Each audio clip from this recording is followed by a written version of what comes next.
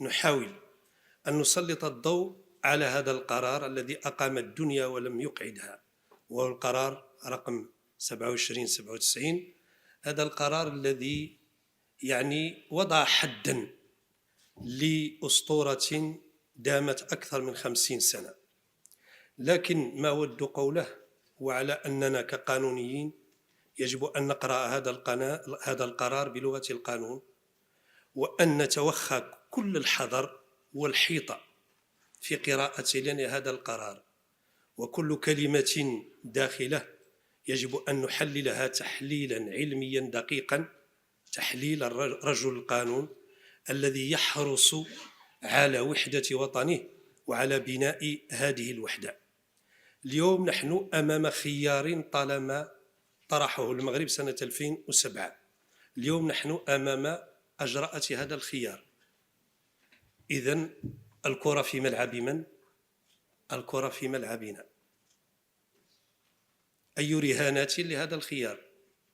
وبأي طريقة وبأية نخب؟ هذا هو السؤال اليوم المطروح علينا، والذي يجب أن نجيب عنه بكل صراحة وصدقية. هذا القرار أو هذا الخيار الذي قدمه المغرب كحل وحيد، ندرك جيدا أنه وضع حدا لأسطورة كانت مطروحة، وهي أسطورة الاستقلال أو أسطورة الانفصال، أو حق بين قوسين ما يسمى بحق الشعب الصحراوي في تقرير المصير. هذا الحق اليوم أصبح متجاوزا، وأصبح الحل أو الأساس الذي يمكن التفاوض عليه أو البناء عليه مستقبلا هو خيار الحكم الذاتي. هذا الخيار قدمناه نحن، ويجب أن ندرك جيدا تفاصيله ودقته وكيف سنطبقه، وما هي الآليات القانونية، وما هي الحدود التي سنسمح بها في أجراءة هذا الخيار. هل سنطبقه بمنطق الجغرافية أم بمنطق الهوية؟ هذا سؤال يطرح اليوم. ولذا أعود وأقول على أنه يجب أن نكون حذرين في أجراءة هذا الخيار وفي تطبيقه. مطلوب من نحن اليوم كجامعيين وكأساتذة أن نساهم في تقديم تصوراتنا الحقيقية التي تساعد الفاعل السياسي في تقديم هذا الخيار. الوقت اليوم يدركنا، ونحن أمام مرحلة فاصلة في تاريخ المغرب، وهذه المرحلة تقتضي منا كما قلت في البداية، تقتضي منا كل اليقظة وكل الحذر، لأنه السؤال الذي يطرح: إذا ما رفض الطرف الآخر هذا الخيار، هل سنطبق خيار الحكم الذاتي على الصحراويين الموجودين فوق الإقليم والذين هم مغاربة ويشكلون أكثر من 71% من ساكنة الصحراء؟ عندنا 32% ولا 31% هي اللي خارج الحدود وتوجد في مخيمات تندوف والحمادة، وهاد 31% ترفض الجزائر إحصائهم، لأنها تدرك جيدا أنهم ليسوا كلهم صحراويون. فيهم ناس من تشاد، وفيهم ناس من النيجر، وناس من موريتانيا، وناس من الجزائر، وناس من مالي، خليط. وإذا ما تم إحصاؤهم ستكون النسبة ديال الصحراويين، نتكلم على الصحراويين الذين ينتمون إلى هذه المناطق، قليلة جدا. إذا الأغلبية عندك هون. إذن أنا كنفتح قوس وكنقول على أنه خاصنا يكون عندنا الشجاعة في تطوير آلية الجهوية اللي طبقها المغرب سنة 2015، الجهوية الموسعة، إلى آلية للحكم الذاتي. هذه الآلية سواء قبل بها الطرف الآخر أو رفضها، وهذا هو، احنا كنعرفوا على أن السياق اليوم سياق دولي، وأن المغرب مدعوم من العديد من الدول الكبرى كالولايات المتحدة الأمريكية وفرنسا وإسبانيا وبريطانيا إلى حد ما، وأن مجموعة من الدول لم تستعمل حق الفيتو، الصين، الاتحاد السوفيتي أو روسيا، وهذا متغير في صالح المغرب. عدم استعمال الحق الفيتو هو في حد ذاته موقف لصالح المغرب. إذن الدول الكبرى ترى أن من مصلحتها أن يتم تطبيق هذا الخيار، وأن يكون هذا الخيار هو الأساس الوحيد للتفاوض. أنتم تدركون وتعلمون على أنه اليوم العالم يتجه إلى التوحد لا إلى التفتيت، وأن مبدأ تقرير المصير الذي تلوح به جبهة البوليزاريو، وأنا معنا خبراء في القانون الدولي، الحكم الذاتي هو شكل من أشكال تقرير المصير أيضا. وهذا المبدأ هذا الذي طرح في أوائل الستينات في الأمم المتحدة، راه القراءة ديالو قراءات متعددة، لا يمكن فقط حصرها في استفتاء والانفصال والاستقلال، ولكن يمكن أيضا قراءتها من زاوية أخرى، وهي زاوية جعل الحكم الذاتي حلا لا غالب فيه ولا مغلوب. وهذا ما ورد أيضا في الخطاب الأخير لصاحب الجلالة. نحن من هذا المنبر طبعا، ونحن أبناء هذه المناطق، وندرك تشعبات الملف، وندرك أيضا خباياه، وندرك سوسيولوجية المنطقة، نقول، وهذه وجهة نظر ديالي أنا شخصيا ولا تلزم أحد، أقول على أنه من المستحيل، حتى ولو ذهبنا بعيدا في الحلم، ومن حق أي إنسان أن يحلم، من المستحيل بناء دولة جنوب المغرب. سيقول لي شخص ما داخل هذه القاعة لماذا؟ سأقول له لأننا داخل هذه المناطق كلها يبغي يولي أمير. صعب جدا، صعب جدا أنك تجمع واحد السوسيولوجيا مبنية على المنطق القبلي، مبنية على مجموعة من التصورات السابقة، وتدير دولة. إذن أنا كنقول من وجهة نظري كأستاذ جامعي وكصحراوي على أن هذا الخيار هو سقف كبير جدا بالنسبة لإخواننا في مخيمات تندوف، وأنه حل يشكل فعلا لا غالب ولا مغلوب. شو وراء هذا الحل؟ يستحيل تماما، يستحيل التطبيق. 50 سنة من النزاع، 50 سنة من الشتات، 50 سنة من تتصورون معي مخيمات الحمادة وتندوف الحرارة تصل إلى 50-60 درجة في الصيف، وفي الشتاء تصل إلى تحت 10 و20 في ظروف اقتصادية واجتماعية مزرية، في ظل المساعدات يتاجر بها البعض. لاحظوا معي أن قضية الصحراء راه للأسف الشديد حولها البعض إلى أصل تجاري يتاجر به، راه هنا وهناك، وحان الوقت للقطع مع هذا الأصل التجاري وجعل الصحراء سد القوس. ونقولوا جميعا، لا اللي هون ولا اللي لهيه، على أن الصحراء مغربية. من أراد أن يقبل بهذا الواقع داخل المغرب، وأنا أتحدث يعني على أنه الصحراويين الموجودين اليوم في الأقاليم كلها، جغرافيا راهي ممتدة، والنزاع محصور في منطقة معينة، لكن الهوية ما يقد حد يحيدها. الهوية ديالنا كاملين كصحراويين، ومن حقنا نقولوا رأينا على أنه إذا ما خيرنا أي خيار كيف ما كان لن نختار إلا المغرب.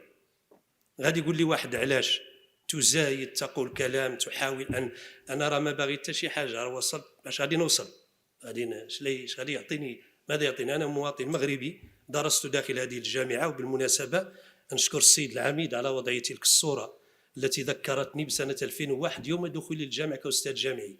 فيا ليت الشباب يعود يوما ليخبره بما فعل المشيب. 23 سنة ديال المسيرة، نحن في أواخر الخمسينات وهذه في بداية الثلاثينات، درسنا داخل هذه الجامعة ديال القاضي عياض، عشنا دون أن نشعر بأي إحراج داخل هذا المجتمع، تحدثنا بكل حرية، رفعنا السقف أحيانا حتى وصل دخل في الحائط دون أن يتحدثنا معنا أي أحد. ما عمر جا شي واحد قال لي أنا الذي أتحدث منكم أريد أن أتطهر من مجموعة من الأشياء داخل هذه الجامعة. نتحدث وقلت مرارا وتكرارا الصحراء الغربية، وقلت حق الشعب الصحراوي تقرير المصير في سنوات الشباب.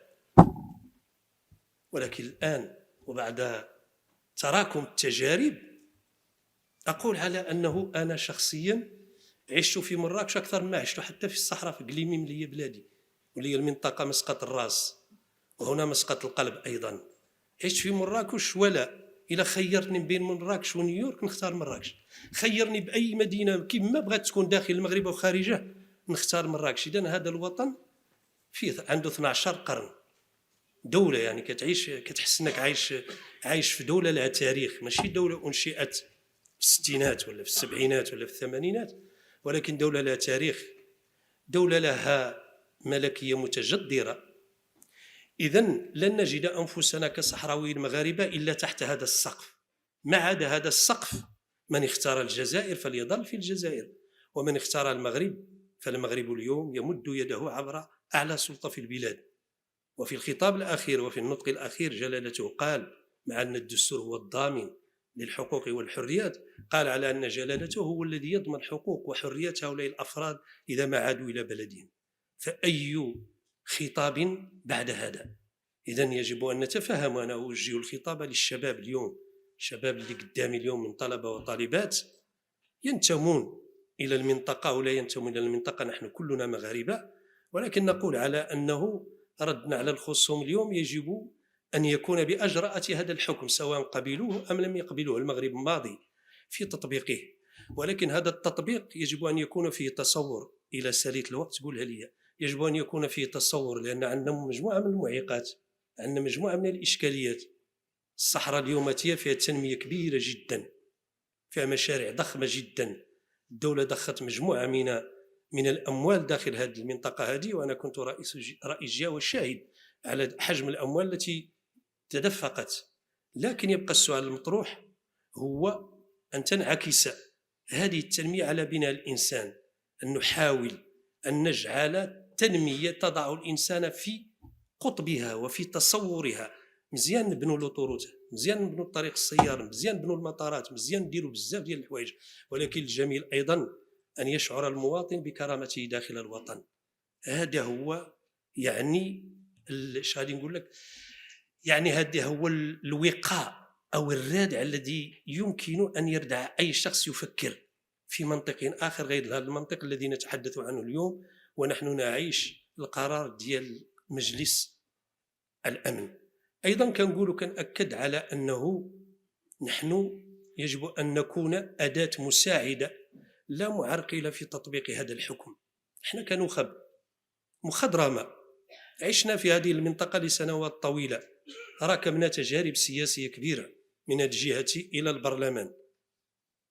علينا أن نكون أداة مساعدة، لأنه راه إذا ما قبل جبهة البوليزاريو بخيار الحكم الذاتي ودخلت للمنطقة، راه عندك مواطنين وساكنة وحدوية صحراوية مغربية، وعندك مواطنين أيضا جايين من جبهة البوليزاريو عاشوا 50 سنة لا يعرفون عن المغرب أي شيء، تربات فيهم ديك العداوة، كبرات معهم هذيك العداوة، يرون يتصورون العيون أو الداخل أو السمارة وغيرها منطقة جرداء يعني قاحلة. صحيح أنه كاين الإعلام دابا وكيشوفوا وغيرها، ولكن اللي بغينا احنا نعطوا لهم ونعطوهم خطاب الطمأنة، خطاب الطمأنة وخطاب الإدماج داخل المحيط ديالهم الاقتصادي والسياسي والاجتماعي.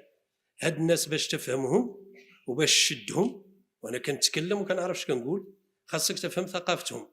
اذا فهمت ثقافه الاخر اتقيت شره. ماشي كنقول اللغه ديالو، ثقافه ديالو. المنطقه الجنوبيه لها ثقافه، لها سوسيولوجيا معينه. بدايه النزاع كانت خطا في فهم الثقافه، سوء الفهم ديال واحد البدوي. حنا البدوي غير الا كبرتي به قمتي سلمتي عليه يكبر كاع ما تلي يقول لك شيء. اذا هذا سوء الفهم اليوم خاصنا نحيدوه، وباش نحيدوه خاصنا نفهموا هذه الثقافه، وباش نفهموا هذه الثقافه خاصنا نوجدوا المجال. باش نوجدوا المجال خاصنا من اليوماتين نغيروا الخطاب، حتى نحن كفاعلين اللي كيتكلم في قضيه الصحراء نغيروا خطابنا. هذيك اللي كنا نقولوا كامل ذاك الكلام اللي كنا نقولوا بين قوسين المحتجزين مرتزقه كذا كذا ما صافي انتهى هذا الخطاب من اللي قال جلاله الملك اخواننا وفات الاخبار، يعني على انه نحن حتى نحن هذا الخطاب اللي تقول لواحد انت محتجز او انت انفصالي او انت مغرر بك او انت كذا ما تليجي عندك، ولكن ملي كتكبر به تقول له انت خويا ولد عمي لاحظوا معي انه راه الناس في العيون والداخل والسماره وقليميم والطنطان واسا وزيد وبوجدور وغيرها من المناطق، راه ناس عندهم اولاد عمهم وعندهم خالاتهم وعندهم خوالهم وعندهم خوتهم وعندهم بواتهم. اذا هذا الشتات يجب ان يجمع ماذا؟ خطاب الوحده، خطاب ان عندنا واحد المحيط اقتصادي اجتماعي غادي نعيشوا فيه، عندنا مستقبل فيه بركه. واش غادي تعيشوا 50 سنه اخرى خارج داخل المخيمات؟ الشباب اللي قدكم كامل، الشباب الصحراوي، تحدث عن شباب المخيمات، كله في اسبانيا، واللي ما هو في اسبانيا في موريتان، اللي ما هو في موريتان في فرنسا، يائس. انا كنقول على انه هذه القضيه حتى ولو رفضت جبهه البوليزاريو الحكم الذاتي ينهيها الزمن. علاش غادي ينهيها الزمن؟ لان اكبر واحد جبل البوليزاريو عنده 76 عام 78 عام، لن يعيش 30 عام اخرى عندما ينتهي الرعيل الاول الذي لا زال يؤمن بالحرب البارده وحق الشعب الصحراوي تقرير المصير. ستنتهي هذه المأساة لان الشباب مل، يريد مجال اليوماتي اقتصادي اجتماعي سياسي يجد فيه نفسه، يجد فيه كرامته. ملي كتوجد هذه الامور هذه كلها يصبح هذا الوطن هو وطنه. اذا يجب ان نجعل اليوم من هذا اللقاء هذا لقاء للتصالح، لقاء للمصالحه، لقاء ايضا لفهم القضيه. انتم كشباب للاسف الشديد احنا كنا اغلبنا ما هو عارف كاع عن قضيه الصحراء شيء، لان لا تدرس في المقررات وهذا خطا. ولا مشيتوا تقلبوا في جوجل كتلقاو غير الاطروحه ديال جبهه البوليزاريو، ما غاديش تلقاو الاطروحات ديال الوحدويين المغاربه. وإلا بغيت تقلب لها ونمشي معاك بعيد غتمشي غير الارشيف الاسباني. اذا نحن مغاربه كما قال واحد الدكتور مغربي، قال المغاربه يصنعون التاريخ ولا يكتبونه.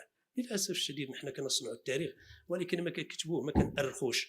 ما كاينش فيلم وثائقي ولا فيلم اصلا كاع غير على قضيه الصحراء. الصحراء عندكم انتم منحصره فقط في المسيره الخضراء، سابق المسيره الخضراء ما تعرفوا عنها شيء. طبعا ماشي مطلوب منكم انتم، ولكن مطلوب من نحن نكتبوا ونوعوكم، مطلوب من الجامعه، مطلوب من المدرسه، مطلوب انه هذه قضيه وطنيه، قضيه وجود ديالنا نحن كاملين، قضيه الجميل فيها على انه عند الشعب الجزائري هي قضيه نظام، وعند الشعب المغربي هي قضيه امه. وهذا هو الفرق بيننا وبين الجزائر التي تمول جبهه البوليزاريو، لانها قضيه نظام يريد ان يضعه حجر عثره او في كما قال هو في حذاء المغرب. انا كنقول على انه حان لهذه الحجره اننا نقلعوها من حذاء الجزائر، ونقولوا للجزائر هذيك الفلوس اللي كتخسري على اخواننا الصحراويين في مخيمات تندوف والحماده، خسريهم على اولادك الجزائريين اولى بهم، وارفع يدك عن القضيه وخلي الصحراويين يقرروا مصيرهم داخل الحكم الذاتي في المغرب ويرجعوا لبلادهم. ما عدا ذلك كنضيعوا الوقت في بناء اتحاد مغاربي قوي، كنضيعوا الوقت في مجموعه من الامور التي عطلت على عجله التنميه داخل الوطن ديالنا، وعطلت عجله التنميه داخل الجزائر اللي انا مقابله غير المغرب. القفطان مغربي، القفطان جزائري، البسطيله جزائريه، الصحراء الله يجعل البركه. راه المغرب عنده تاريخ وعنده هويه، ولا قلت لك وهذاك الشيء علاش قلت لكم هذه راه 12 قرن، راه ماشي 62. غادي نتوقف هنايا لانه الا تميت نتكلم ماني لا نسالي، واسمحوا لي الا خلطت لكم الحسانيه والدارجه والعربيه، ولكن باش تفهموا حقيقه الهويه وتفهموا اش خاصكم انتم كشباب باش تساهموا. ماشي غير نبقاو راه جميل جدا نهزوا الرايه ونقولوا الصحراء مغربيه، ولكن الاجمل بها ان نمتلك خطاب الاقناع. خطاب الاقناع هو اللي خاصنا اليوماتيه، ماشي خطاب الزغاريت وشي حاجه ثانيه اللي نقولها عاوتاني. تحياتي لكم، السلام عليكم.